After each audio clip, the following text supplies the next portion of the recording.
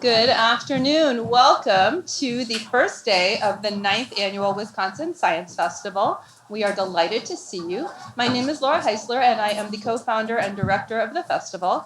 And I would like to take just a moment before we get our session started to tell you about a few of the more than 330 events that are taking place around this state. I'll tell you about a couple more that are happening in this room and close to home in case you're interested.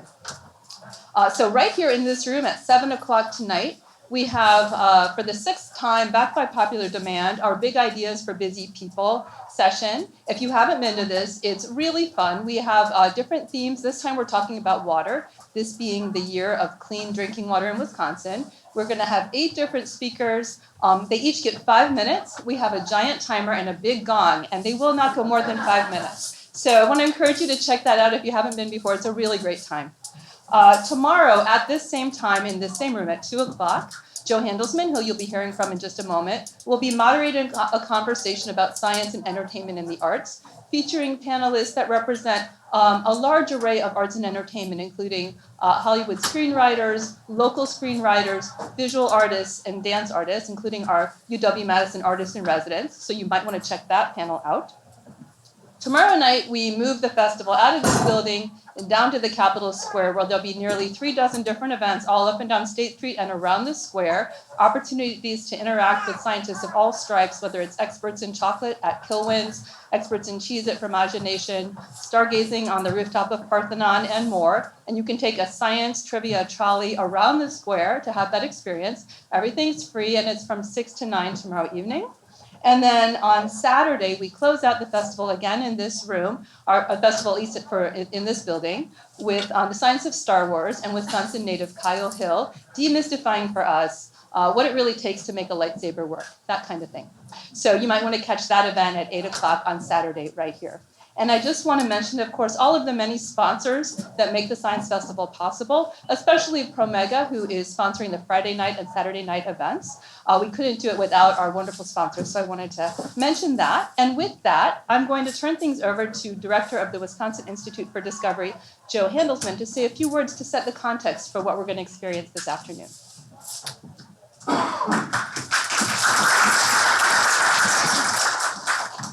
Well, thank you, Laura, and thank you for everyone for being here, and thank you to our panelists for joining us for this exciting panel.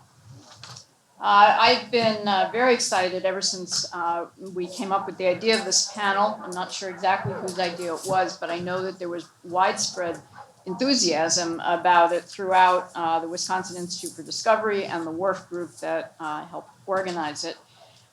This is important to me because one of my passions has been diversifying science.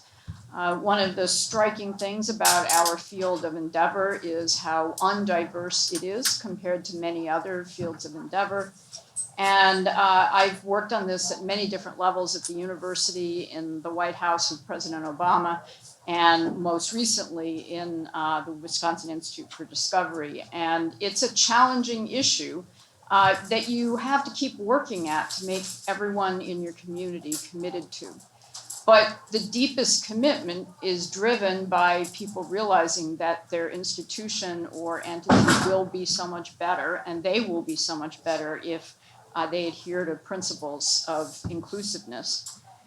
Including people today, but also honoring their heritage is part of what we mean by inclusiveness. And in that light, I'd like to acknowledge and celebrate the land and the ownership of the land on which we stand with a statement from the Ho-Chunk people. The University of Wisconsin occupies Ho-Chunk land, a place their nation has called Teejop since time immemorial. In an 1832 treaty, the Ho-Chunk were forced to cede this territory. Decades of ethnic cleansing followed, and the state and federal governments repeatedly, but fortunately unsuccessfully, sought to forcibly remove the Ho-Chunk from Wisconsin. This history of colonization informs our shared future of collaboration and innovation. Today, UW-Madison respects the inherent sovereignty of the Ho-Chunk Nation, along with the 11 other First Nations of the state of Wisconsin. Please take a moment to consider the many legacies of violence, displacement, migration, and settlement that brought us together here today. And please join us in uncovering such truths every day.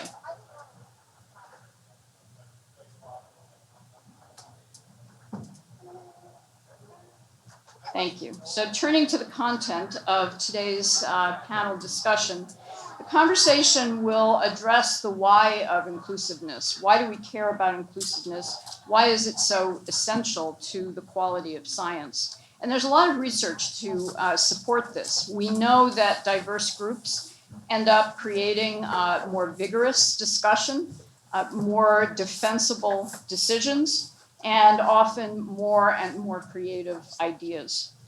And when we close the scientific endeavor to the diversity of people, we lose a lot. We lose help with solving problems, with contributing to the creativity, and in fact, we lose some of the very basic questions that we could be asking. There's a lot of evidence to support the idea that narrowing the field of people and the backgrounds of those people is one of the most destructive things we can do in any entity. And this has been shown in industry, in academia, in science, and law, and many other fields. So I'm really thrilled to have this discussion here today in one of the real hubs of science on the UW campus. And I think it's also fitting that this week we installed, and it's still in the process of being installed, a mural on the diversity of science just about 100 feet that way. So I urge you to go see it before you leave the building.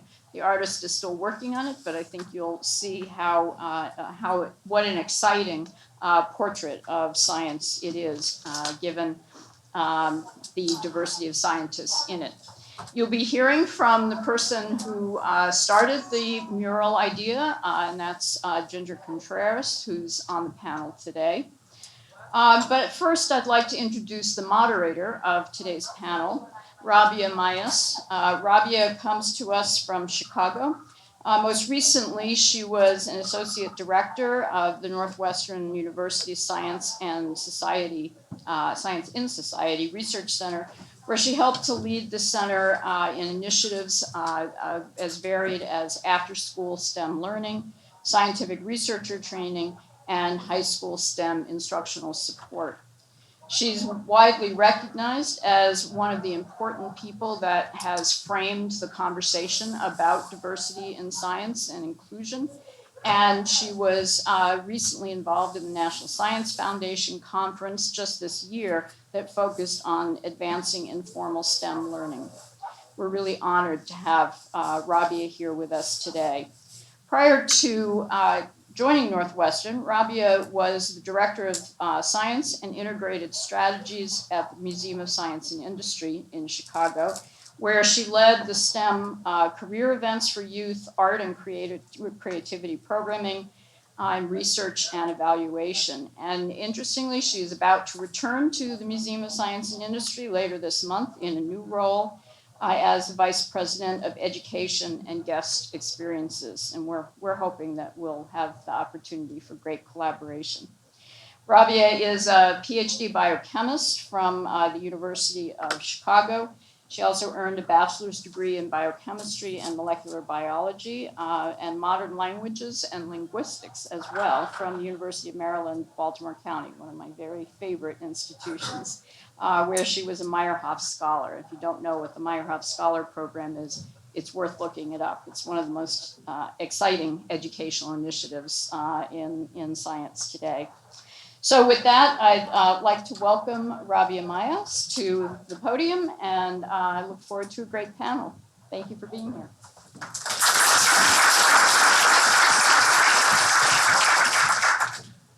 Thank you so much for that introduction. It's always humbling to hear people introduce you. Thank you for that. And also, hopefully, that introduction will be the least exciting part of our panel today. We have a really fantastic conversation planned, and I thank Laura and the entire team for allowing me to be here and to be a part of this great afternoon.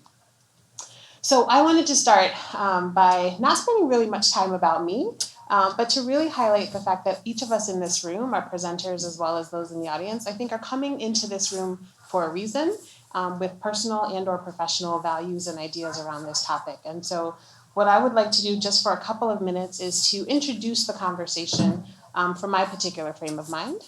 So as Joe mentioned, I'm a trained scientist. I've been in education for about 12 years formally. And one of the things that colored my experience in entering the STEM fields was it was clear early on that to be successful in STEM in academia in the United States, there are a series of rules, right? It's a game of sorts. There are rules to play by, and if you can master the game, you can win the game, or you can do pretty well. And one of the things as an educator, as a more seasoned professional, I became to recognize is that the game and the rules weren't designed for everybody to participate. They weren't designed for everybody to have a fair shot, and they certainly weren't designed for everyone to be recognized for what they brought to the table. So I come into this work thinking quite a bit about how, for example, my Haitian heritage, my African heritage was never part of my scientific experience, nor was it intended to be, and to what extent is that limiting for the experience of those who are interested in pursuing STEM. In thinking about this topic, I came across several articles that highlighted the fact that STEM, as we think about it, so I'll say STEM or science perhaps interchangeably, have a very United States-centric, European-centric kind of focus. And I was reminded of the myriad examples of civilizations, populations, individuals who have been doing science for centuries upon centuries, but hasn't been called science. I'll share an example. I was going to be kind and not include the reference, but I'm happy to share the citation of an article that said the Dogon people of Mali, a country in Africa, detailed astronomical observations of the Sirius star system in 3200 BC, long before scientists discovered it in 1862. Emphasis mine. So there's an acknowledgement of sorts that people made a scientific observation that was validated, perhaps later by others, but we say in this kind of language that is purportedly highlighting the achievements of perhaps non-dominant populations with language that articulates that the discovery, the important part, was done by Europeans in the 1800s. This is one example. When I did a little bit of digging, this comes up quite often. And so one of the reasons why I'm excited to be here is to think about how the way we think about science, the way we participate in science, the way we decide who gets to do science is really colored, that's a weighted term, colored by our assumptions and expectations of what science looks like, who does it, and when. So I have a very simple statement to share, which is that science existed before, during, and after the Europeans made their announcements about it. Science existed and continues to exist in ways outside of the way that the European and the European-focused world have made their announcements. So when I think about this work and what I hope to have conversations about today is what are the kind of norms that exist that allow for the prevalent theories, hypotheses, presentations of science to be very specific to certain populations, groups, areas of the world, and to what extent does the exclusion of the vast array of scientific enterprise do a disservice to our economies, to our politics, to the livelihood of people, and to the honoring of citizens of our world. So before we get into our discussion, I want to share that one of the opportunities for broader conversation about this topic around the norms, the cultures of STEM, come out of an organization called the Center for the Advancement of Informal Science Education, or CASE. A couple of years ago, CASE got together to produce a toolkit around broadening participation in STEM to really push against the simple notions around lack of representation and inclusion in STEM, and to provide evidence-based tools for researchers and practitioners to think about this work more deeply, to have challenging conversations, and to improve their practices in having an inclusive STEM field and STEM workforce. I want to highlight one of 12 briefs that toolkit includes, one of them specifically about what are the cultural norms in STEM and why do they matter. That's a great resource for people thinking about this topic, wanting to have conversations, and to go more deeply. So for today, we're hoping that we can talk a little bit about these norms and challenging them. And by norms, I might offer, for example, we might be talking about maleness and patriarchy. We might be talking about whiteness and white supremacy, European and Eurocentric views, for example, that pervade the STEM enterprise as we consider it, and how those might influence what it means to be successful in STEM. How are identities other than scientists, with quotation marks, validated? Who created those dominant paradigms for participation and for whom, right? So for whom were they created and ultimately for whom were they designed to exclude? And what people, cultures, and histories are excluded from STEM and what are the consequences? So I offer those as some things that I'm thinking about that hopefully some of you are thinking about as well. And we have a really exciting group of panelists who will share their own perspective on certain cultural norms of STEM and how their work is seeking to push against and influence meaningful change. So before we get started, it's the boring stuff, but it's my job, the housekeeping for today. So our format, as Laura mentioned, we're going to do about 5 minutes per panelist. They're each going to come up to the podium, and so that everyone can see the screen and feel included, they're going to come up and do their presentations. And we invite one question from the audience for each panelist. So we don't want you to wait to the end to get your brains thinking. Feel free to think about your questions, and we will invite you to ask one before we go to the next panelist. And then all of our panelists will come back to the stage for an open Q&A for the entire room. And we'll end with a closing question for all of our colleagues. The last is that we'll be using microphones this entire day. So if you are in the audience and have a question, please take a look in the audience. There will be team members with microphones. Please wait for them to bring the microphone to you so that everyone can hear your question. And we will all have microphones up here so you can hear us as well. All right. So with that, we are going to get started with our first panelist, and that will be Cheryl Bauer-Armstrong, who is from the University of Wisconsin-Madison.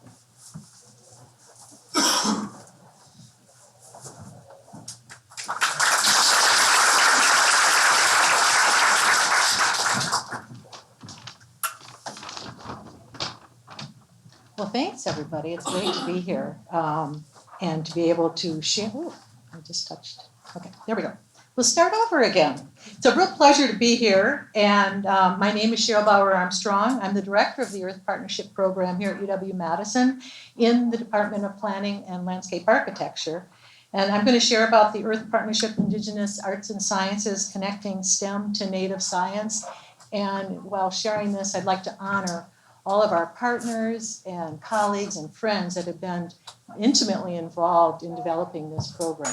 And some of them are in the room right now, and I'd like to extend a thank you to Maria Moreno and to Lori Lemieux, and I think Rick Hall might be in here too, one of their original Earth Partnership people. I'd like to begin with sharing a little bit about Earth Partnership. Okay. Hi.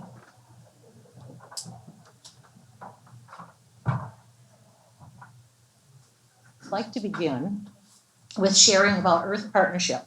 Earth Partnership is restoration-based education. Our vision is to actively engage communities across the world in ecological restoration, to connect to the land and to each other through stewardship.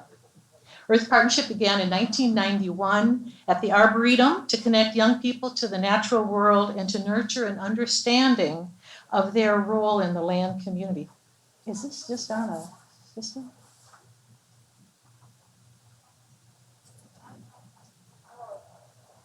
I'm not touching anything and it's moving. Okay.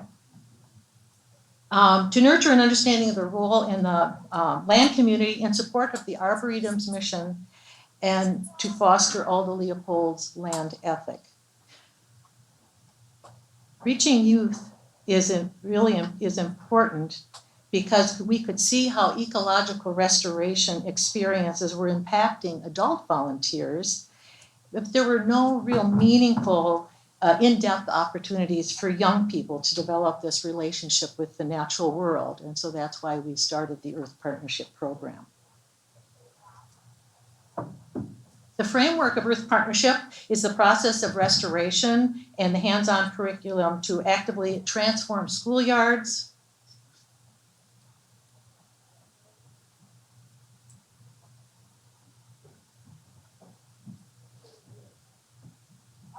and other places into natural outdoor learning spaces that are ecologically diverse, environmentally friendly, and encourage personal experiences in nature.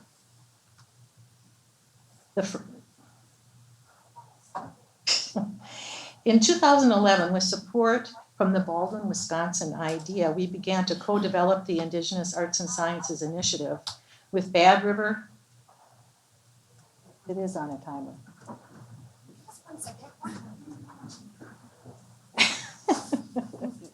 Excuse us for one second.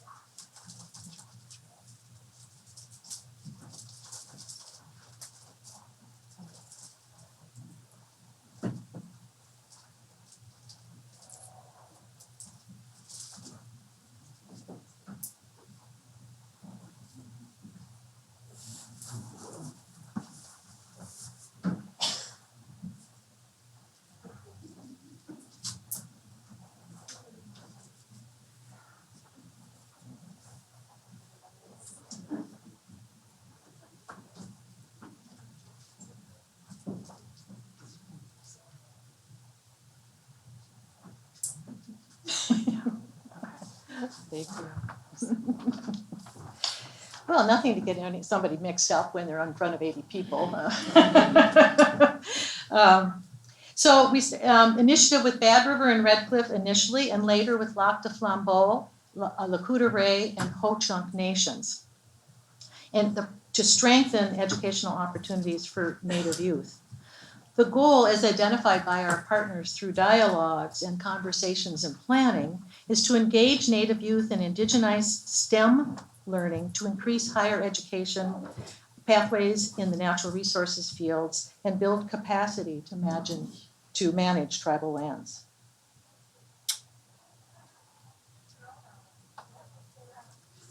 Our work is guided by an advisory board. Advisors include Megan Bang, Patty Lowe, David O'Connor, Running Horse Livingston, and Robin Wall Kimmerer. Also, Aaron Birdbear, Holly Young Bear Tibbetts, Kurt Miney, Woodrow White, and Reggie Cadat have advised the Indigenous Arts and Sciences. Through Indigenous Arts and Sciences, ecological restoration transitioned into a culturally responsive reciprocal restoration. Reciprocal restoration involves understanding and healing relationships within and between human and non-human communities. IAS is a three-pronged holistic approach to support Native youth Indigenous STEM learning.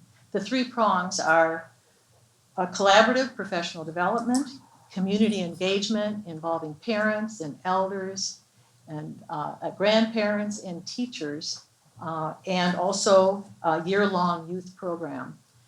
My colleague Lori Lemieux will share more information about these different programs and what happens with those three approaches.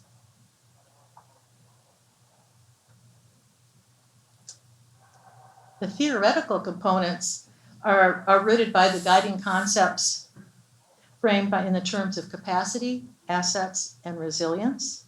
Processes and collaboration is guided by the tribal 4Rs: respect, reciprocity, relationship, and responsibility. The outcome is leveraging Native science and traditional knowledge with Western science giving rise to Native voice in the sciences. Through our research, youth are sharing with us that they're learning STEM effectively through the inclusion of traditional teaching methods such as infusing language and culture, stories and songs as teaching tools, the centrality of place and the efficacy of outdoor learning, and the importance and relevance of learning on tribal lands and in the community. Parents report their children are taking more challenging science courses in school and are staying involved in community projects involving cultural approaches in science learning. I'd like to say thank you to our funders that have made it possible for us to be able to implement Indigenous arts and sciences here in Wisconsin, and of course to all our partners and colleagues that have been involved. Thank you.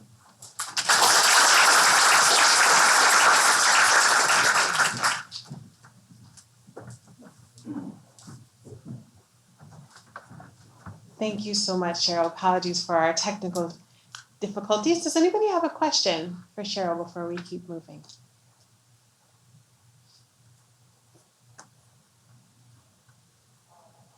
Yes. Hold on. Wait, if you could wait for the microphone. Thank you. Cheryl, you might.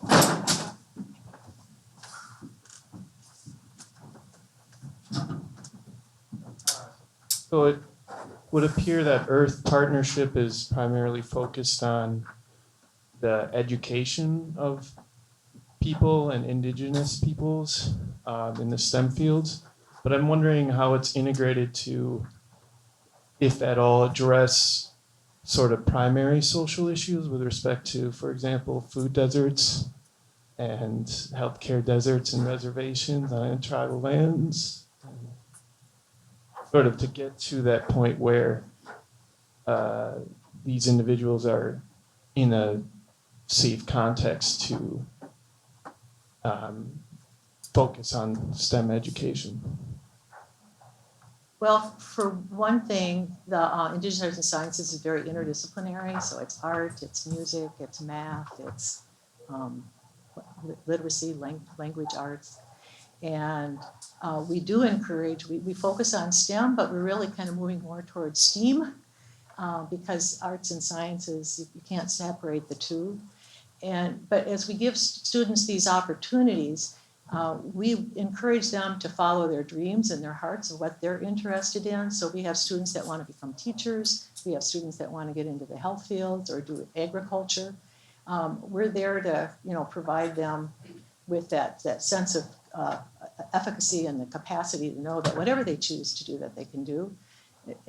We like to look at it as sort of a holistic approach, and it goes right back to their communities. That's one of the biggest, I think, motivations of the young people that they'll say is that they're doing this because they want to go back to their communities and help the community to thrive and to revitalize their culture and practice.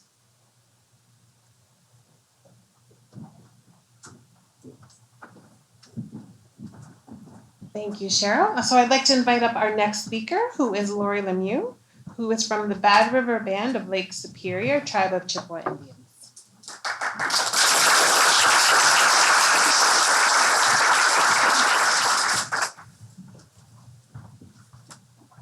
Good afternoon. Bonjour. Ano may magandang Mashkure Bijiki Kwe Indigenous Class. One your name. Mashkisa be in Dunjaba. My name is Lori Lemieux.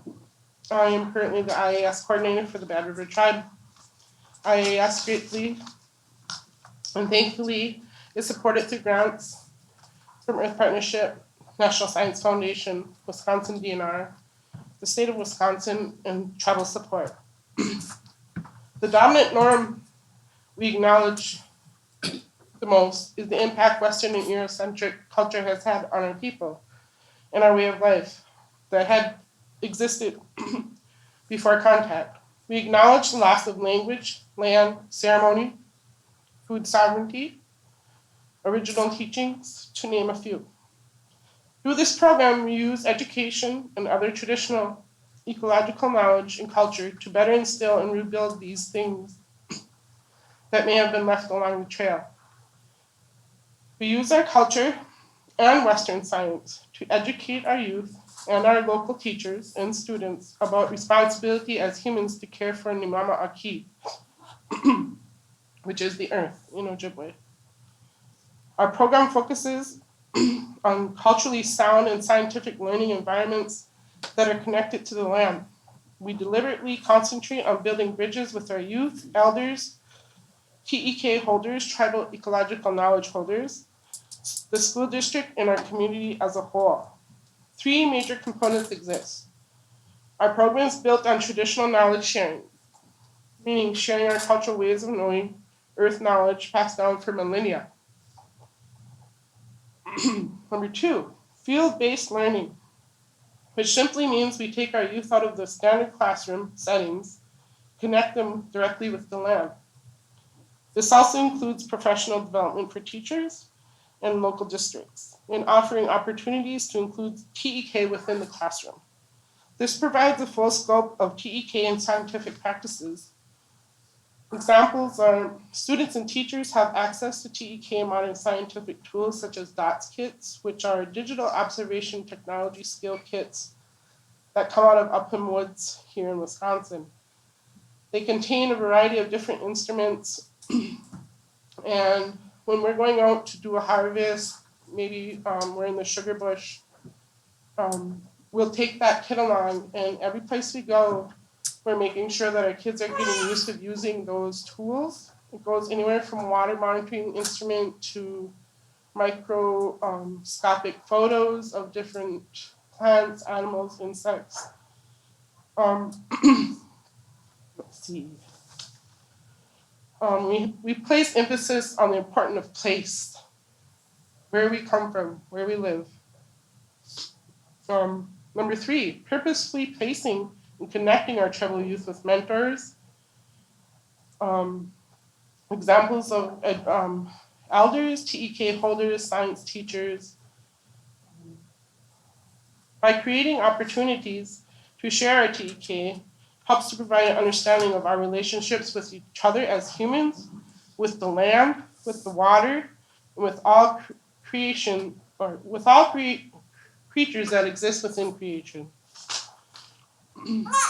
We encourage our youth to continue their educations, as always, emphasis that they will contribute to the community in which they choose to live in. It is important to remind our children that no matter where they reside, they are still Anishinaabe. That we have a responsibility to encourage a sustainable, healthy lifestyle for all humankind. Some of the examples of work are the few pictures and collages here that I've displayed. We have 4 seasonal camps a year. We invite families, schools, and our youth to be actively involved and get hands-on experience on harvesting, gathering, language, plant ID, survival skills, and to connect with tribal elders. In the summertime, we host Learning from the Land Institute for teachers and high school students. We involve some of the things that they do during this summer programming is plant identification, language enhancement, Shadow Week, water safety, Weird Science Day, Lake Superior Day, birch bark harvesting, black ash harvesting. Those are some examples. Things we do within our community and at our school. In the springtime, we like to have an off-reservation walleye spearing event, and we collaborate with the school to make sure our kids are involved with that and that we invite them along with us. In the fall, we offer wild rice workshops, both on and off the reservation. And we also ask our neighbors to participate with us. Harvesting, we harvest foods for our camps so that when we gather that we have our traditional food that we have been eating. And that's part of what happened to our people after contact is our diets changed. Excuse me. And there is a huge shift in going back to those original foods and those original ways that kept us here and alive and well.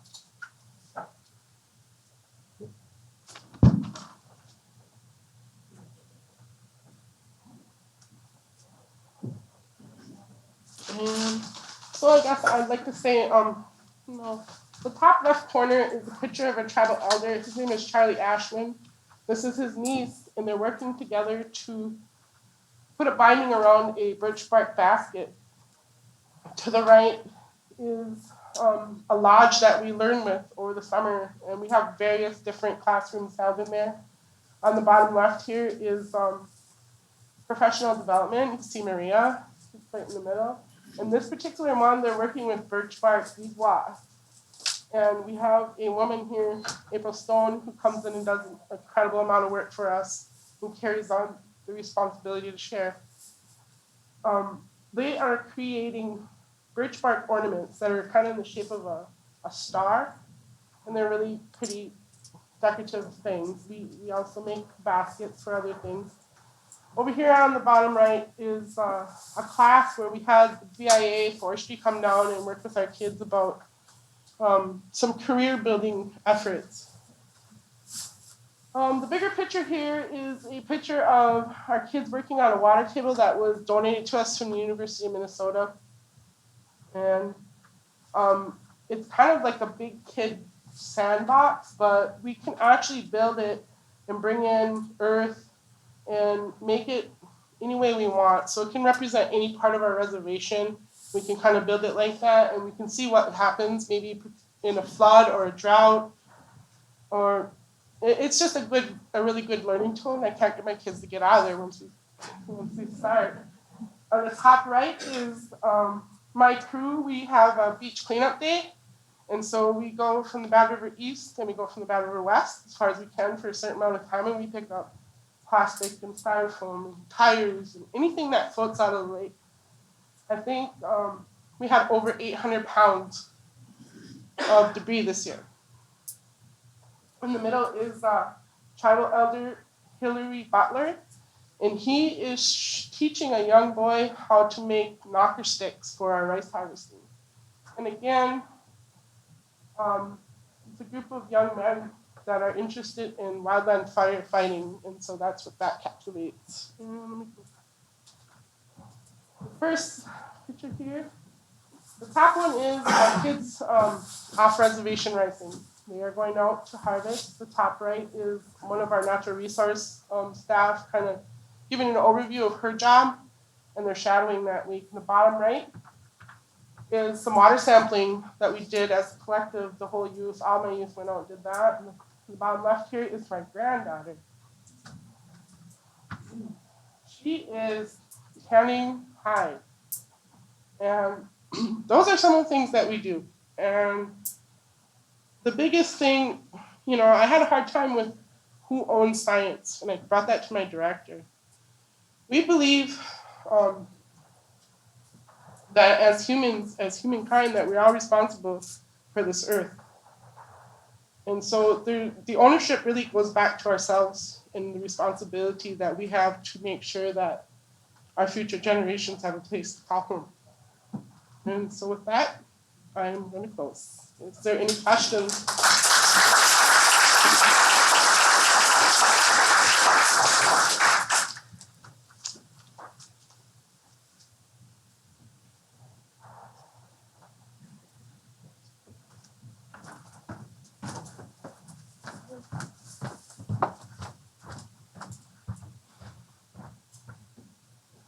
Hi. Hi. Thanks for presenting. I'm interested if your students are getting a lot of exposure to the natural sciences, and I think that's really great. I wonder if you have any professionals from more of the physical sciences and engineering disciplines ever come talk to them, and do you think that would be a good thing or a bad thing?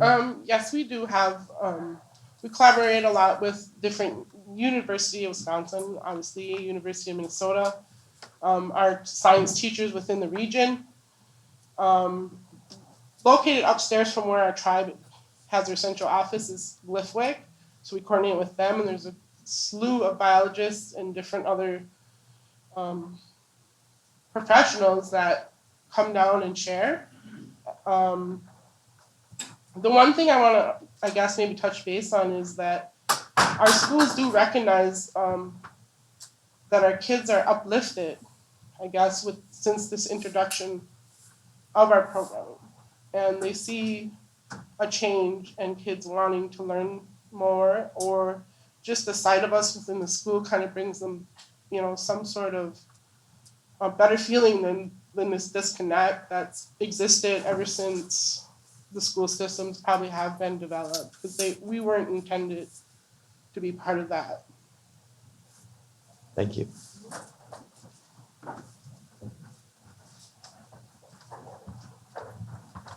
Well, thank you so much. All right, up next we have Ginger Ann, who's from the Wisconsin Institute for Discovery.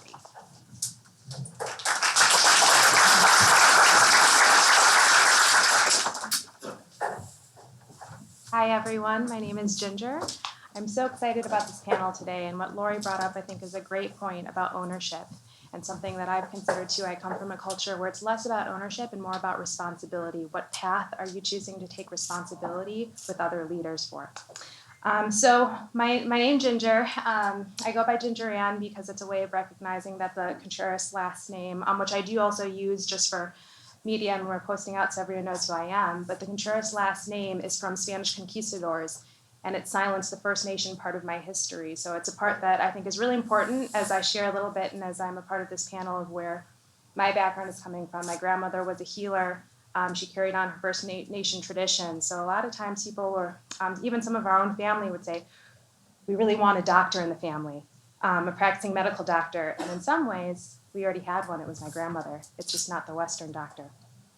So my position here is I'm the executive director of that is Joe, not the Wisconsin Institute for Discovery. I'm the executive director of our Illuminating Discovery Hub. So I work under Joe, and we're looking at how are we communicating our science stories, the research here. How are we connecting with community that have not been participating or served in our previous programs?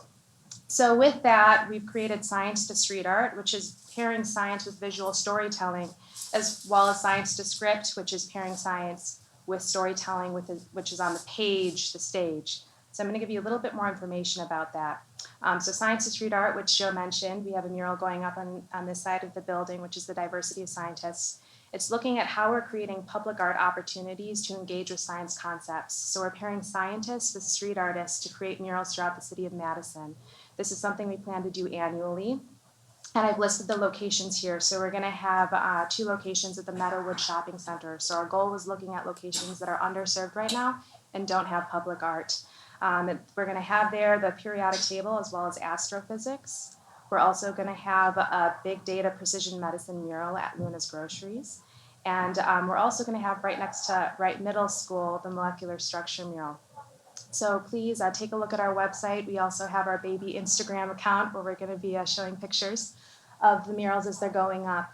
This is really crucial of how are we engaging with informal learning opportunities for students and community who are science curious to be able to engage with these concepts. And our goals for the future are creating virtual reality and augmented reality activities within these murals. They'll be up for a total of 10 years or maybe more. Our other program, Science to Script, is looking at how are we creating representation in STEM fields that don't currently have it within the field, but how can we do it with mass media to encourage students to find role models within film storytelling that can inspire them. What you often find is if you don't have scientists within your family from Western culture, it's really hard to know and navigate what that education looks like and what your professional trajectory can be. So a lot of times you're being introduced to science fields through film. And we had a wonderful study that was done by the Gina Davis Foundation and the If Then Foundation about looking at gender as well as diversity within STEM characters. And what they found was that 37.1% of STEM characters were women and only 27.9% of STEM characters were people of color. What stood out to me, being of Latinx and First Nation background of what that means to be Latinx, is that there was less than 3% of Latinx people being portrayed as scientists. What do you think that's saying about who can be a scientist when you're seeing this in mass media and how you're going to be able to succeed and what fields are open to you? So we're really excited about this program. We're just rolling it out. We're pairing writers with scientists to look at how we can tell stories and create entertainment that has science accuracy and as well as encouraging diversity of scientists, both by the scientists that we have that are diverse, as well as looking to the future of what do we want to be mirrored that's not there right now. And with that, I'll leave 2 questions that I'd like you guys to consider as we have this panel. The first one is, what does science miss when it does not include diverse perspectives and practices? So this was something about what are we missing when we're not able to have all the voices at the table expressing their approach to science by who they are and the culture that they're raised in. In addition, what do scientists and science learners lose when they do not have the opportunities to incorporate their diverse perspectives and practices within science? So when we're not able to have our full voice heard, how does that impact our ability to succeed and then also contribute? You guys have any questions for me?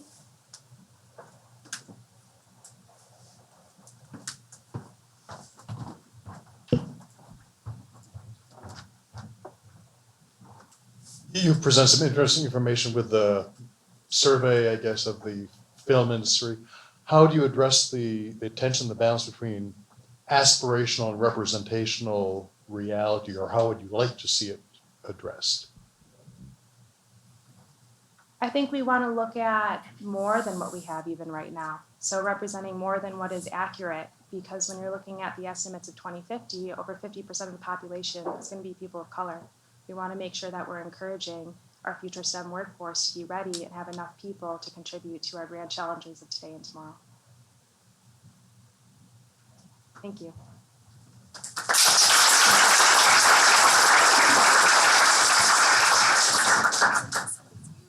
So excited about this panel. All right, thank you so much, Ginger. We have up next Dorothy Lesotho, who's also from UW-Madison at the Nelson Institute for, I can't read my handwriting. I'm so embarrassed. Environmental Studies. Thank you, here at UW-Madison. Come up here.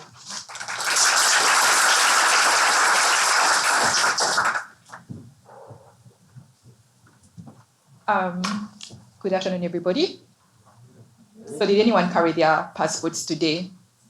Because I'm about to take you on a journey that you'll need your passport to go where we're going.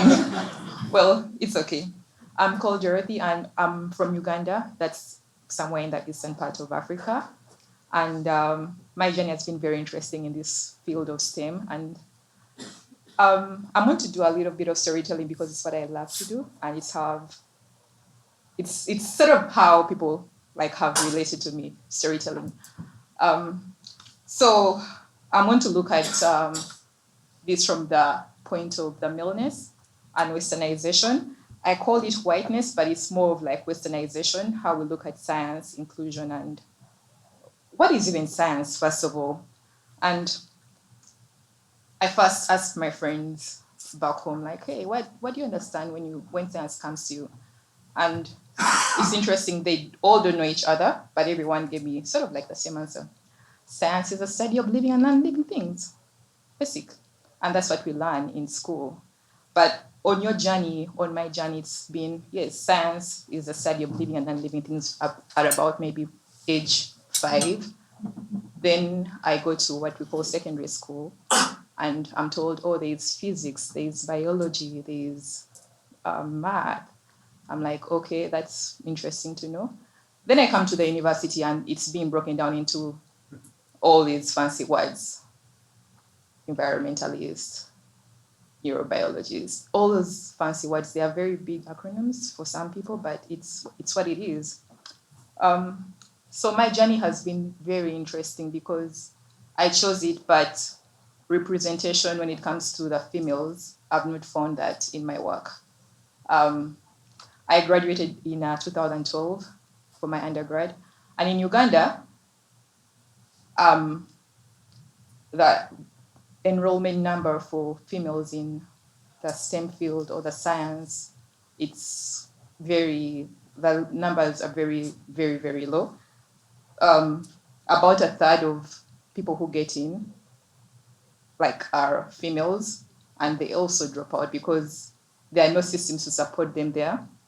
In the higher institutions of learning as well, there's nothing supporting the female enrollment there. So I once took a class with a professor who was telling me, the field you're taking, it's not designed for people like you. And for me, I was like, why? You're in this field, so are you trying to discourage me from taking this field up? She's like, well, think about it in this way. You are a woman. There are gender roles around that. And I was wondering what she meant by gender roles because, yes, my family raised me. My dad raised me to go to school, to look up for the careers that, he supported us, all of us, the females in the house. But here's someone telling me that, hey, I've been working in this field for a while, but you're going to fight so hard to earn a position at the table. And yes, it's been like that. All my work, I've always dealt with just the males, and you're trying to figure out, how do I see myself owning a sport in this? How do I see myself, and how do I encourage my little sisters to also take up this? How do I do this, right? because if I don't see people like me, I'm not encouraged. Like I keep asking myself, so then how do I see myself taking up a position if I don't see it's a difficult question. Who owns science? Is it the males? Is it people from the western part of the country, of the world? I don't know. I also don't know. That question is really hard. So this picture here was, we had a training. I worked under the Center for Research at the College of Engineering, Design and Technology at Makerere University. That's back home in Uganda. It's one of the biggest national universities and one of the biggest in Africa. So at this center, I was a bioenergy technician.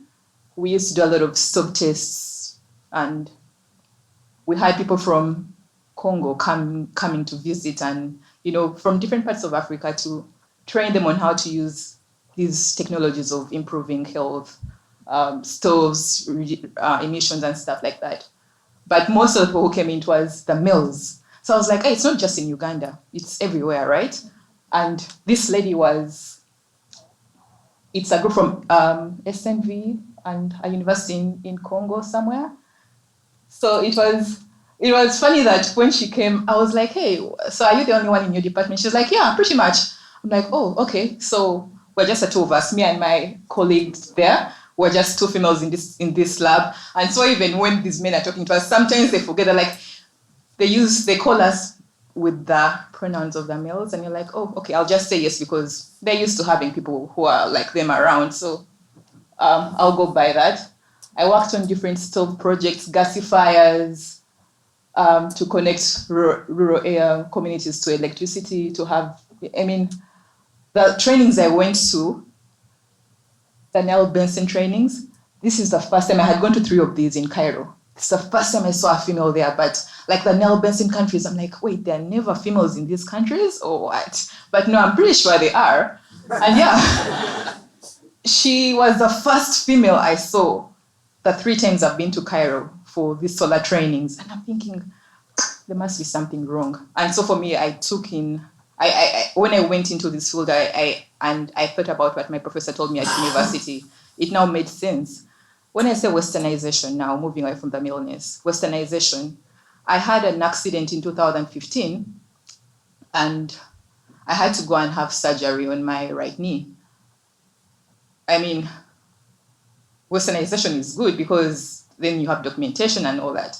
But also, does that mean my grandmother, who would suggest that, hey, you don't have to go to hospital, I can, because these are people who have the local knowledge. They tell you, so you have a broken knee, they have a way of doing it. You don't even have to go for surgery. And I don't know how they do it. I still don't understand that. But it was a question of, do I want to spend $3,000 to go for a surgery, or do I want my grandmother to do this? I had so many suggestions. Every time people would see me walking with my clutches, they're like, hey, have you been to so-and-so? She does this. And I'm like, yeah, but, who owns science? Are people like those who have the local knowledge to tell when it's coming to rain? Because I know when it's coming to rain at home, I can just simply look at the clouds and I know it's going to rain. Well, you'll have to look at the weather app and say, oh, it's going to rain. But at home, surely I can tell that it's going to rain just by looking at the sky, by looking at the moon, I can tell. But here I can't. It's so interesting. So people like those, do they also own science? People like my grandmother, who has now passed on, do they own science? Who owns science? Anyone? What is even science if we were to talk about it? What is science? I don't know. It's a difficult question for me to answer. When all my work have been supported by grants and things like that, who gets to write the grants? Who gets to be the PI on the projects? Who gets to do the work? Who gets the publication? Who gets published? So these are things I've been grappling with in my work. But also here, I find that it's similar with the female representation of scientists. The class I'm taking currently, where I can count the number of females in the class. A friend of mine was passing by my class and she saw me in that class and she was like, hey, that class must be very hard. I'm like, why? there are only males in that class. I'm like, no, it's not actually hard. It's an easy class, but she could not believe it. She's like, no, you do hard things. I'm like, no, but who told her that it's hard? Is it because it's only a male-dominated field and so she doesn't see herself there? I don't know. Who owns science? The question is back to you, the audience. Who really does own science? Thank you.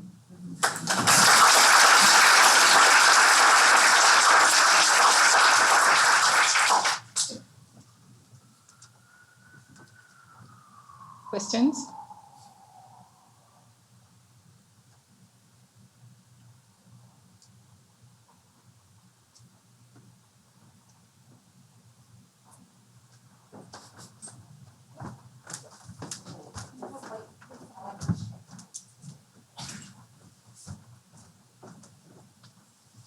Despite all the challenges that you have talked about, are you glad you went into it and have persevered?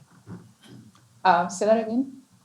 Despite the challenges that you talk about, are you glad that you still went into the science and persevered? Yeah, I think I get very bored when I have no challenges. I easily get bored, and so not that I want challenges, but it's, for me, it tells me to think. I'm always thinking. How do I go about this? And the reason why I think I'm glad I went into it, because I want my little sister to see that it's possible, that she can also be at the table just like anybody else. And I want to,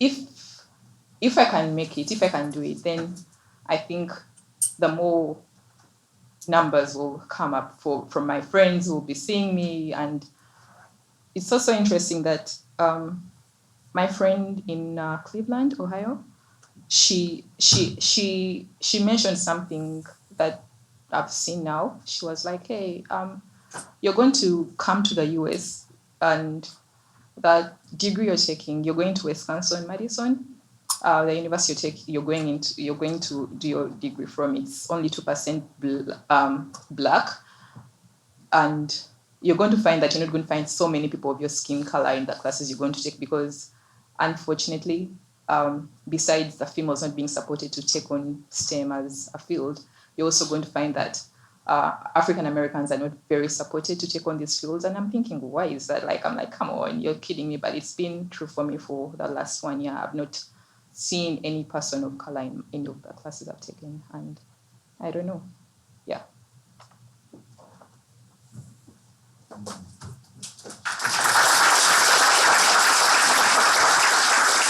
Thank you so much, Dorothy. Our next speaker will be Derek Smith, who is here from the University of Wisconsin, the Institute for Discovery.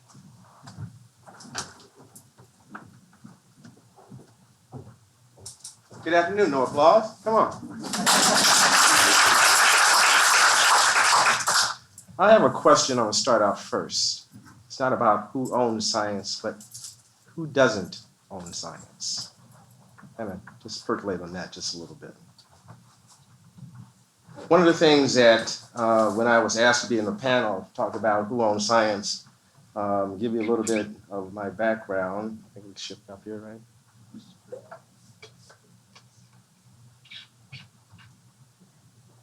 A little bit about my background in biochemistry. I've been on the non-traditional side of science. I've been on the sales and the marketing end of science for almost 40 years. I bring that up because a lot of times we think that we get into science and we have to go into a laboratory, we have to put on a white coat, we have to work with petri dishes, Bunsen burners, a lot of different things in a laboratory, and that's the only way that we can be involved with science. And I want to say to those people out there who want to get involved with science, there are a lot of different ways to be involved. We need to have people who are architects, we need people who are accountants, we need people who are sales, marketing people, so that when we come across some of these things in science, we have the opportunity to take them forward. And also for those who us have kids, we can also tell them that, you know, science is not just being in the laboratory, and that might excite them a little bit more than saying, no, you got to put on that white coat.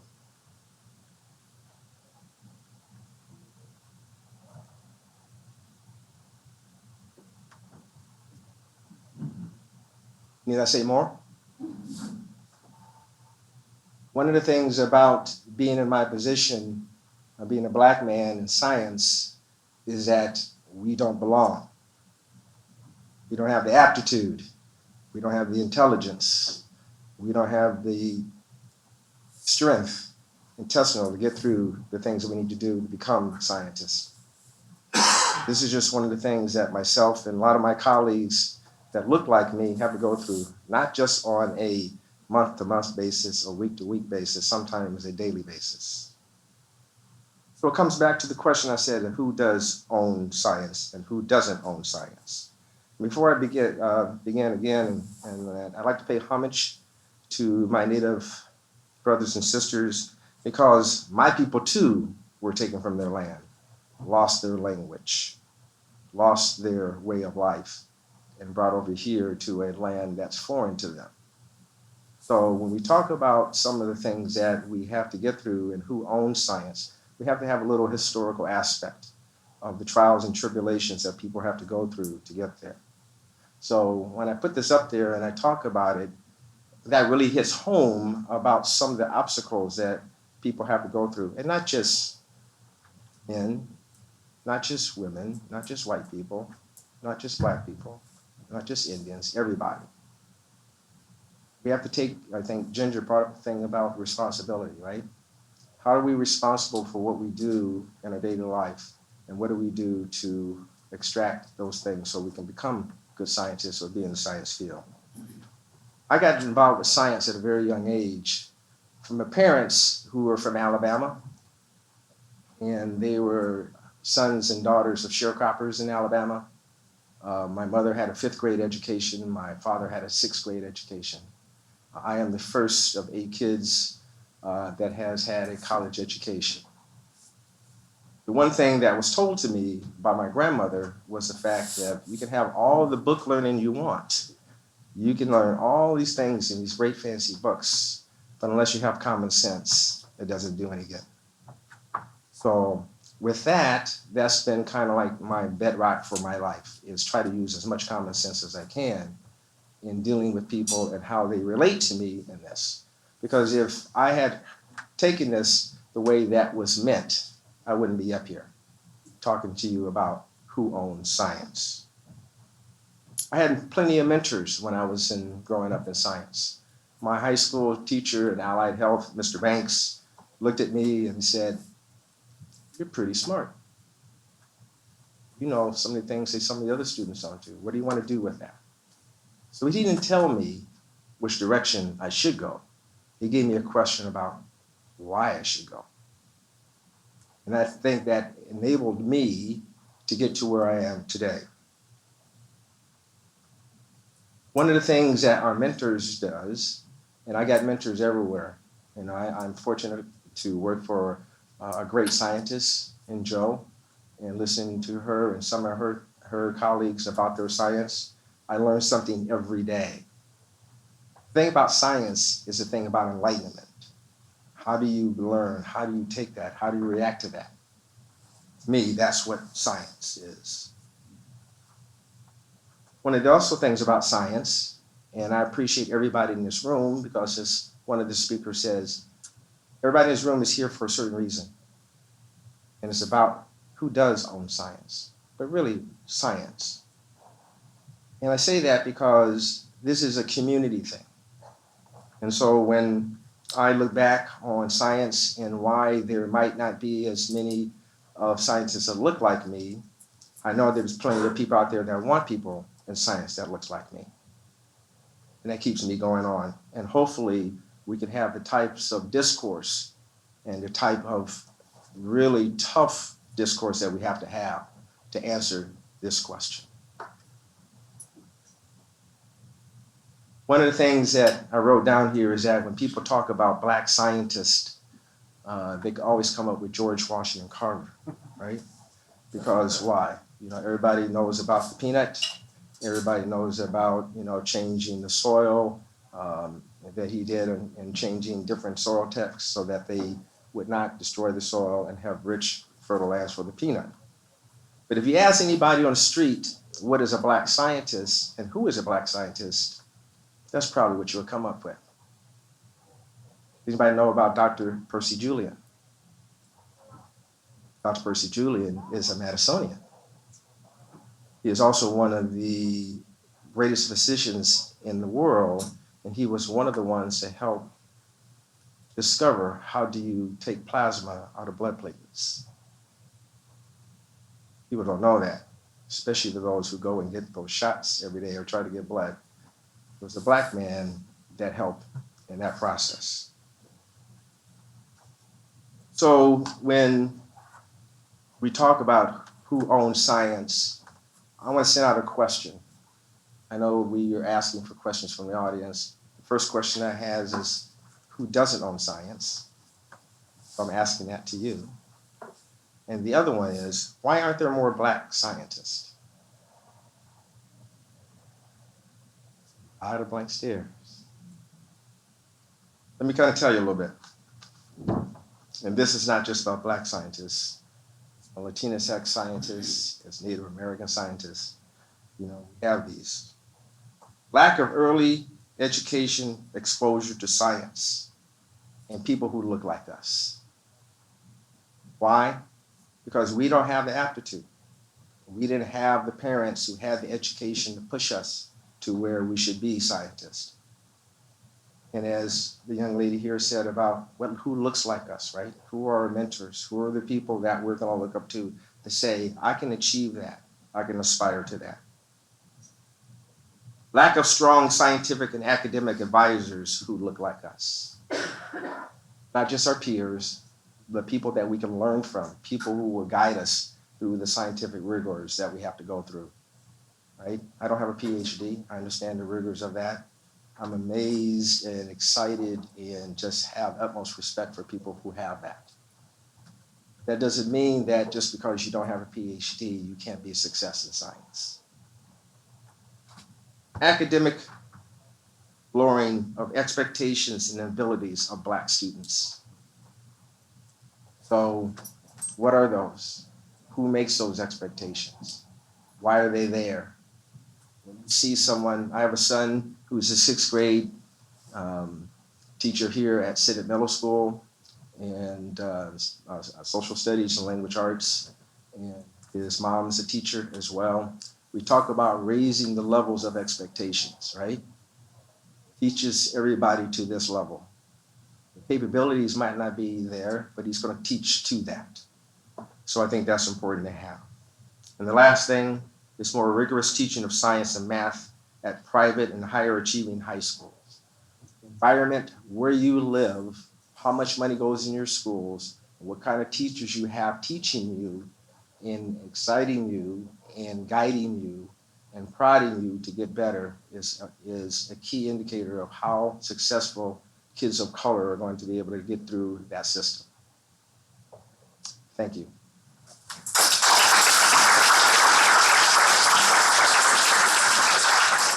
So my question is, who owns science? Anybody want to answer that? Take a shot. One? Okay, let me open it up to any questions for me. Yes.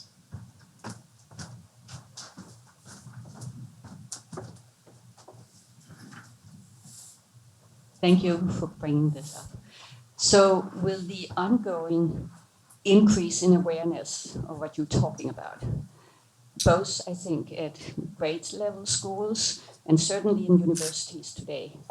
My daughter is a biology teacher at Western Washington University in Washington State. She does a great job in involving anybody. And there's a lot of indigenous people there, not as many Black in Western Washington. But she is bringing that in every day, and she gets her kids to understand. She teaches high school students that she brings to her lab to find out how it is to do research. So my question is, are you optimistic? And we know here in Madison that The South Side has just opened a new center where I think there's a lot of things going on that are very exciting. And I hope you'll be able to say that there is reason for optimism. We are not all as white as you would like to make us. Thank you. Well, I am optimistic, but I beg to differ on that last point. But that's a whole different cultural thing. But yes, I am very optimistic. I wouldn't be up here if I wasn't. I've been working for the Wisconsin Institute of Discovery if I wasn't. We have great scientists. We have great people here. We have great science. The idea is that how do we expand that? How do we get the opportunities for people? And not only that, but we have to understand the causes if we want to understand the effects, right? That's what a scientist does. And so I think with that, I would be not true to myself and not true to the types of kids that I want to come to school and become scientists or in the science field if I didn't bring out those tough questions, okay, in doing that. Any other questions? Thank you.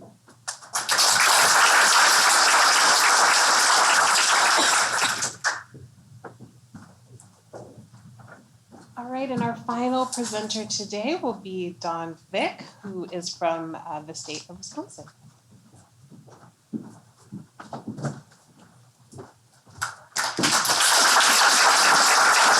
Hello, everyone. I'm from the government, and I'm here to help. So I'm going to take us just off the route that we've been on, and we'll come back to that. But what I want to do is introduce you to the Wisconsin State Tribal Relations Initiative and tell you how this kind of relates to the overall discussion. So I've been with the state of Wisconsin. I'm an enrolled Ho-Chunk member, but I've been with the state of Wisconsin since 2000. And I work in the Division of Intergovernmental Relations. So doesn't that mean that I should work with all governments? Well, when I started my position, we had no relationship. The state of Wisconsin had very little to do with the tribal nations in Wisconsin.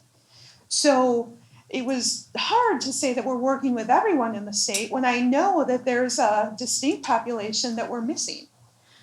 So what happened was in 2004, Governor Doyle, he signed an executive order that recognized that there are tribes in Wisconsin, they're sovereign nations, they have their own governments, and we as the state of Wisconsin are going to find a way to work with them.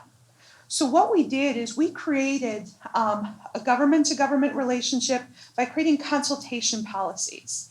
So these policies basically said that we, state agencies, we made the agencies create the policy, not the tribes, because the tribes didn't need the way to change. They changed the way they did business. We, the state of Wisconsin, did. We created these policies that said we're going to meet annually, at least annually, with every tribe. We're going to communicate with them on issues that may impact them, and that we are going to train our workforce that in doing their job duties as a member of the state of Wisconsin, a staff member from the state of Wisconsin, you may actually have to work with tribal governments in doing your job. So we did that, and we continued that work throughout the Governor Doyle administration. We did, believe it or not, continue it through the Walker administration as well. And now here we are, we're in the Governor Evers administration. So this has been going on since 2004. We are in our 14th year of tribal consultations. So that means we as agencies, each state agency is meeting with each of the tribal governments on at least an annual basis, if not more. But what's become of that is we've actually created relationships between agency staff members who are there no matter who's governor, and tribal staff members who are there no matter who's the tribal leader at the time. So we've created long-lasting relationships.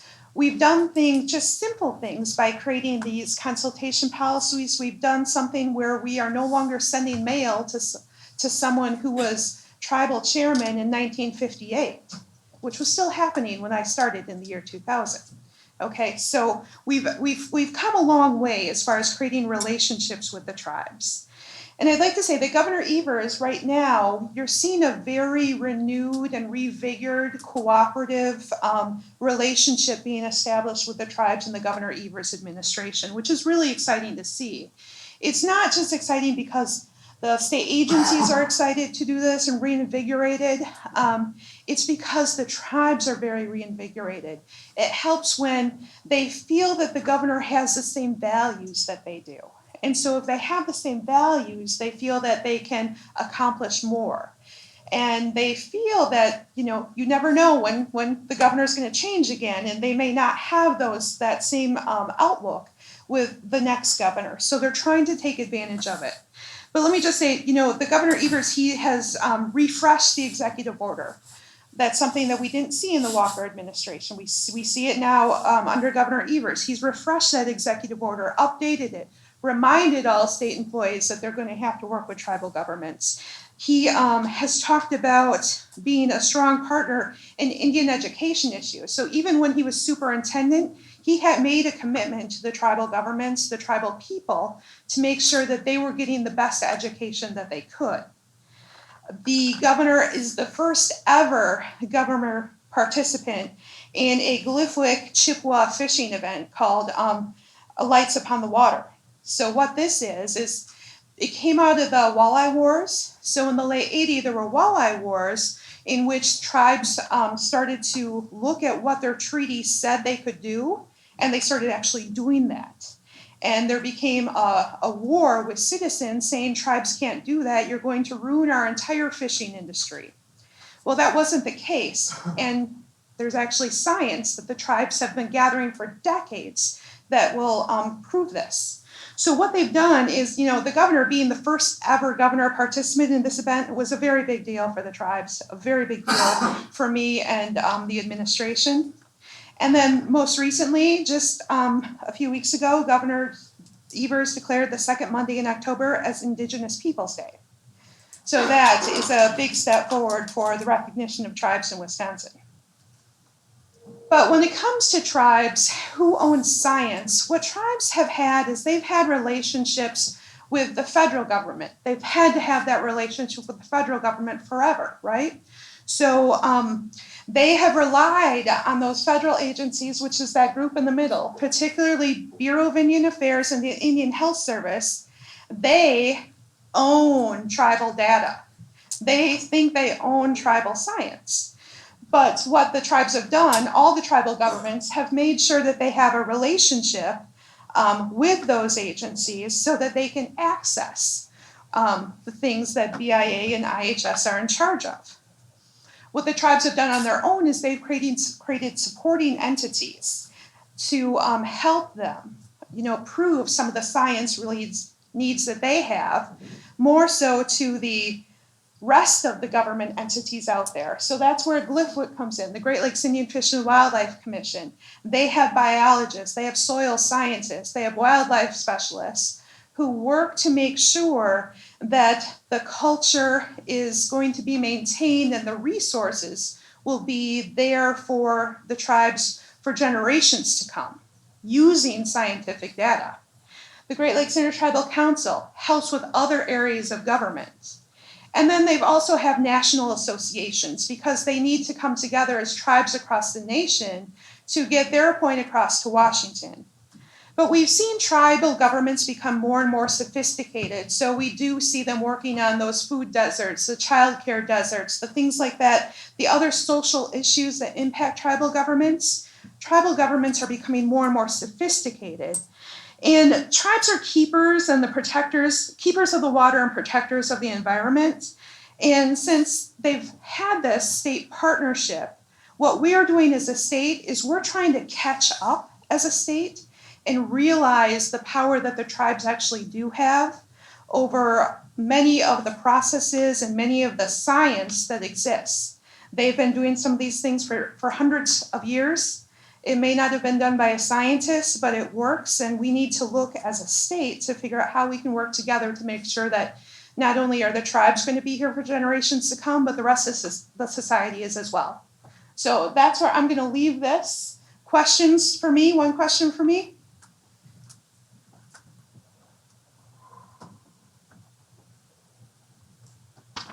Okay, thank you. I guess the whole panel will come up now.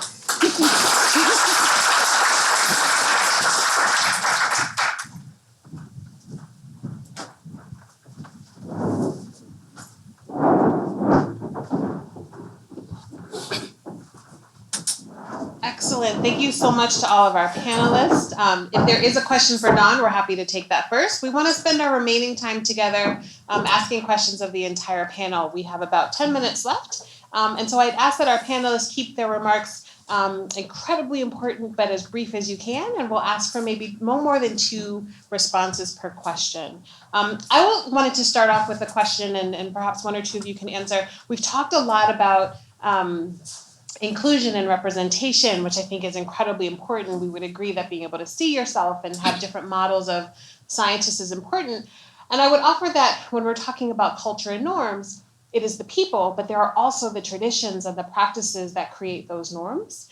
And that norms stay dominant for a long time because either they're working really well for people or people are trying to maintain them, right? They're trying to preserve those norms. And so I'm curious, for those of you in your work who are trying to challenge those norms and those cultures, what have been some of the places of resistance, or what kinds of strategies have you had to start to push against and hopefully dismantle some of the norms in your work?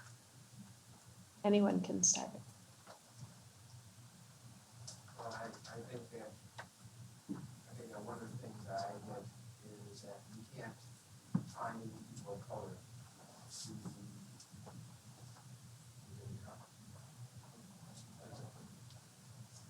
Get really close. Just out there. One of the issues that I think I have is people around the community talk about, they talk to me about, you can't find people of color for these positions. And I think that that's a two kind of way thing. One is, are you really looking for people of color? That's the question. And 2, if you are, where are you going to? Because one of the things is, if you're going to the traditional all white institutions to try to get your people of color, you're not going to get that. Like the MSD typically comes to me and says, we don't have teachers of color. We don't know any teachers of color. I said, where are you going to find those teachers? Well, we're going to the University of Notre Dame, we're going to the University of Illinois, we're going to the University of Wisconsin, we're going to some of these other places. And look at them and say, you heard of Fisk, and you heard of Howard, and you heard of Tuskegee, and you heard of Florida A&M. And they traditionally are these conservative black universities and colleges where they're great students, and they want to teach, and they want to become doctors, they want to become scientists, but people don't even go there to try to get those students to come to the traditional white education. Thank you. If those of you in the audience have a question, feel free to raise your hand and the team with the microphones will come find you. In the interim, my next question is a proposition, I suppose. So I think we've talked a lot about STEM as something led by, defined by higher ed, academia, research and development, for example. And I'm curious to the panelists, and it's come up in a couple of your presentations, where are we not including STEM where it exists, right? STEM lives outside of universities, it lives outside of corporations, and I think part of this question of who owns it is that a lot of people own it, we're just not calling it STEM. So I'm curious where some of those domains, practices, cultures, environments, where STEM is happening, but we are not defining it as such.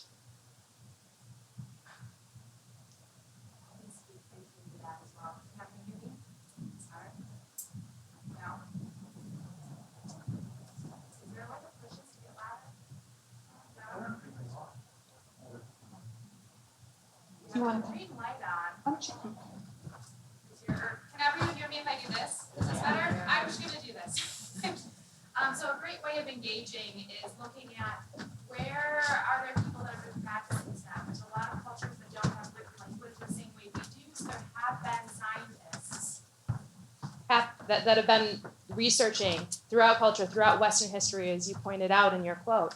So how do we engage? But another really important part is, especially for scientists or healers, how can they share without feeling like it's going to be appropriated, becoming a huge part of the conversation? There's certain things that are sacred for my grandmother, that how do you have that conversation, build trust, to share some of the knowledge they have? Because in our modern science, we might already have connections, or there's something we can learn from that, but we first have to have those conversations. So there is a lot in healing. It has to do with cultural practice some of our practices, like my grandmother, our healing practices are also intertwined with our spirituality. So that's a big part of what we're missing. And I don't have an answer of how to fully engage it, but it starts with trust. Yeah, just to go from where she's, I think also having to define what is, like, how do you define that? Is it also a sort of science? Like, spirituality is very big, right? Some people, like, you talk about tsunamis and what, from where I come from, people think that's a good act. They're like, oh, that's a good act. You're telling them about climate change. Oh no, that's good, you know? So how do you bring people like those in and include them who can tell when it's going to rain, who can heal broken bones even without using any scientific, I don't know, whatever it is we do, the scientists. So how do you bring that spirituality into it so that they feel included? But also how do you, because of work with tribes here as well, and the question has been trust. They've gone off about how you've come, you've researched on us, but you haven't included us in that research. When you publish, none of us is acknowledged, and our tribal leaders specifically have told you this is like knowledge that is sacred. How do you go ahead and just, you know, and it's how do you build trust? Yeah. Thank you. We have a question from the audience. Thanks.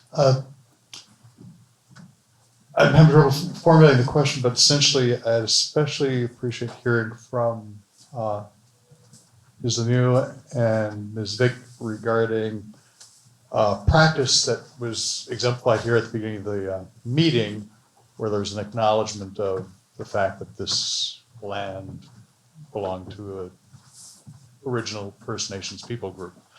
And it's, in a way, an ownership question, but perhaps bigger than who owns science, but, you know, who owns it all?